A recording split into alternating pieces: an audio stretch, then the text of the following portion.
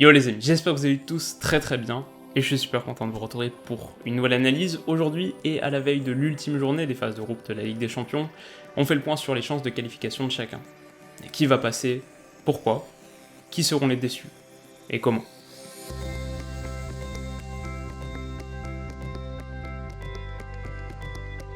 Bon, un petit mot déjà pour ceux qui sont pas concernés par cette vidéo, et vous allez voir c'est très rapide, puisque dans le groupe A, Paris est assuré de terminer premier et le Real deuxième, même situation pour le Bayern et Tottenham dans le B, Man City du groupe C, la Juve du D, le Barça dans le F, non rien à craindre également, vont terminer premier, et enfin Leipzig est d'ores et déjà qualifié, c'est tout.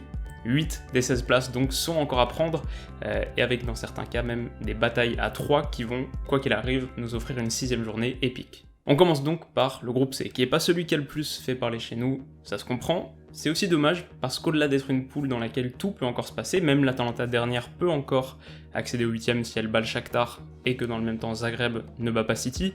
Au-delà de ça, c'est surtout un groupe qui nous offre un foot offensif de grande qualité, et également quelques rebondissements extraordinaires, à l'image du parcours du Shakhtar. Largement battu par Man City 3-0 à l'occasion de la première journée, ils vont dans la foulée décrocher une victoire à Bergame 2-1 grâce à un but à la 95e minute, arracher le nul à Zagreb 3-3 grâce à 2 buts à la 93e puis la 98e minute, et même, il y a 2 semaines, partager les points à l'Etihad, un partout.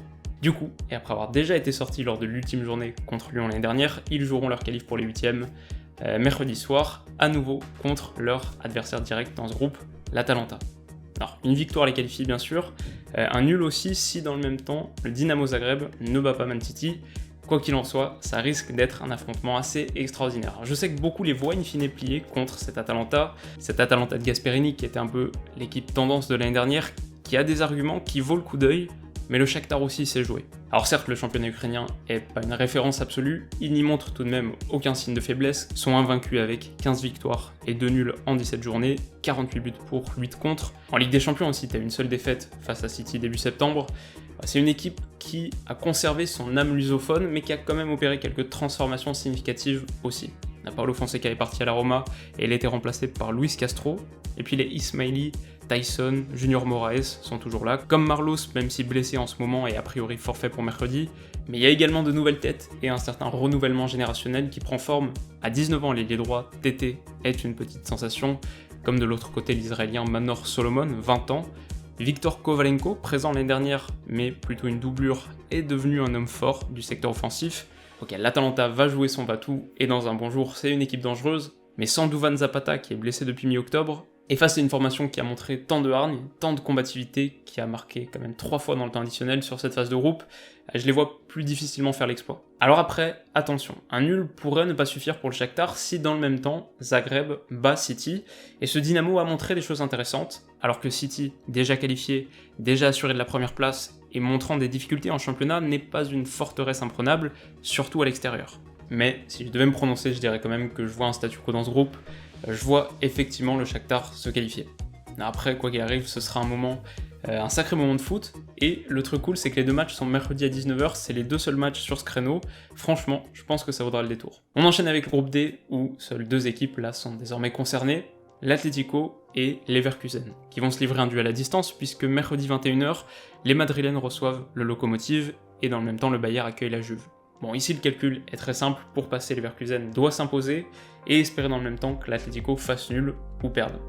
Contrairement à ce qu'on pourrait croire, je dirais pas que c'est impossible, un peu comme City, la Juve, bon, déjà vient de concéder sa première défaite de la saison ce week-end contre la Lazio, et surtout, n'a plus rien à jouer dans ce groupe. Alors je sais pas dans quelle mesure ça arrive à faire tourner son effectif, mais il y a a priori un tel décalage de motivation, ce qui est sûr en tout cas c'est qu'il y a un décalage d'enjeu énorme, ça se ressent au niveau cote d'ailleurs, celle de Leverkusen est largement inférieure, quand j'ai regardé hier, il me semble que la Juve était autour de 3, voilà, si je devais miser, c'est pas le pari que je prendrais. Après le truc c'est que le Lokomotiv n'a plus rien à jouer non plus.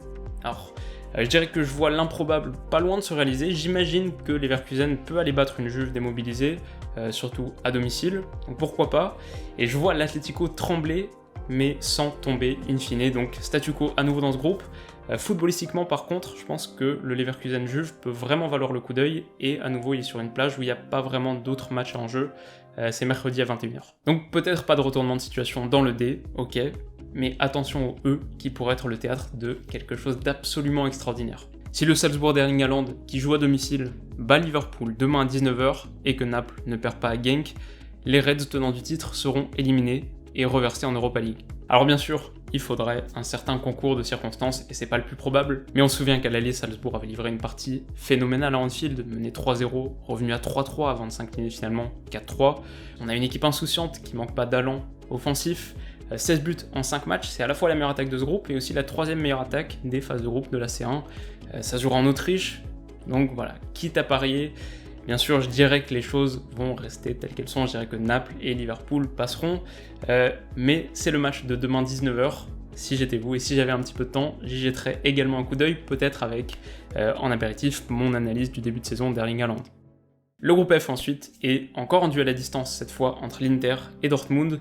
Là c'est très simple, pour se qualifier il faut que Dortmund à domicile fasse mieux contre le Slavia Prague que l'Inter à domicile contre le Barça. Et alors dit comme ça, ok on se fait vite une certaine idée du rapport de force, mais le truc c'est que Barcelone déjà qualifié pourrait reposer un certain nombre de ses joueurs, on parle déjà de Busquets, Suarez et Messi qui feraient même pas le voyage à Milan, dans 11 avec Neto, Wagué, Todibo, Alenia, Carles Pérez, Ansu Fati. Voilà, évidemment c'est pas pour dire qu'il n'y a pas de talent dans le lot, c'est faux, mais c'est un groupe qui sera pas sous pression et qui a pas développé encore une superbe cohésion. Finalement, ce sera un peu un remake de l'année dernière où Tottenham avait décroché le nul au Camp Nou et que dans le même temps, l'Inter, justement, avait pas réussi à battre le PSV.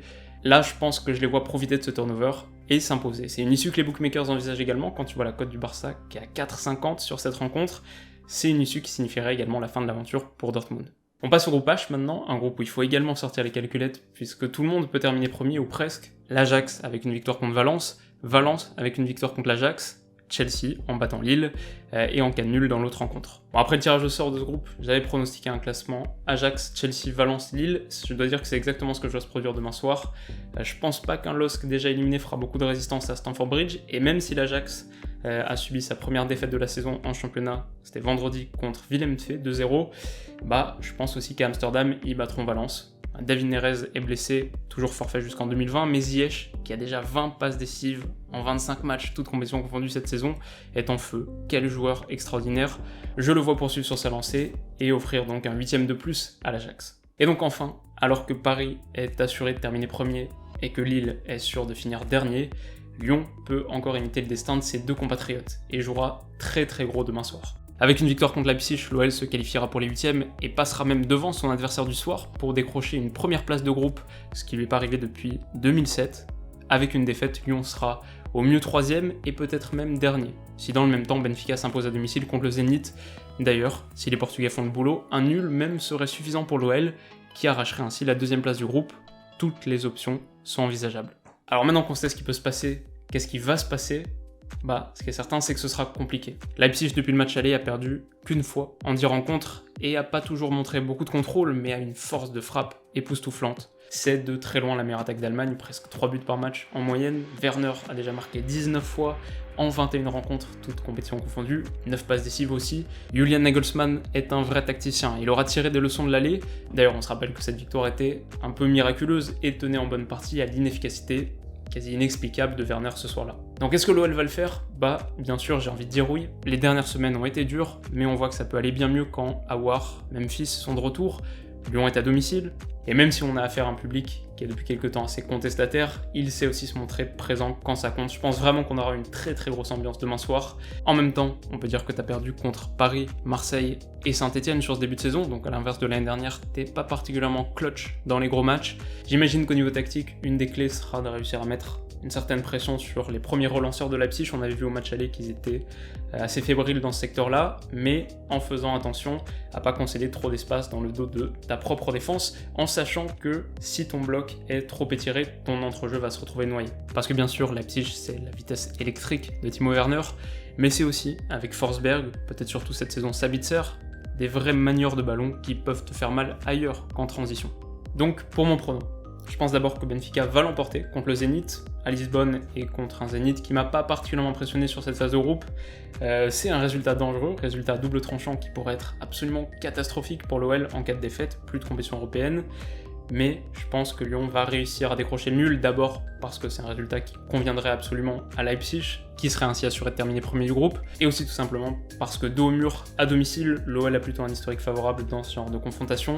Voilà, ça leur offrirait les huitièmes, ça nous offrirait les huitièmes, de manière relativement miraculeuse quand même, il faut le dire, vu le niveau de jeu proposé sur cette phase de groupe. Pour vous faire enfin un petit récap de mes pronos et en vous donnant quelques cotes via unibet.fr, je pense d'abord que le Shakhtar a montré tellement de fighting spirit sur cette phase, a acquis l'expérience des rendez-vous décisifs, a aussi une revanche à prendre par rapport à l'année dernière, donc je les vois s'imposer sur cette ultime journée, je les vois battre Bergame, c'est coté à 2,42.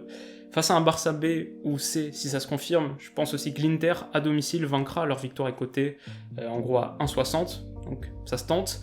Enfin, entre l'OL et Leipzig, je pense que le match nul qui à la fois satisfait les Allemands pourrait également être le palier max des capacités de l'OL se tente, c'est coté à 3,55, surtout si, dans le même temps, Benfica fait tomber le Zénith, et ça c'est à 2,07. Et donc voilà les amis, c'est la fin de cette très courte analyse, j'espère bien sûr qu'elle vous aura plu.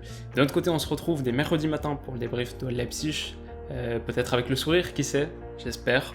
D'ici là comme d'habitude, donc passez bien sûr une excellente journée, une très bonne semaine, et prenez soin de vous surtout, bisous.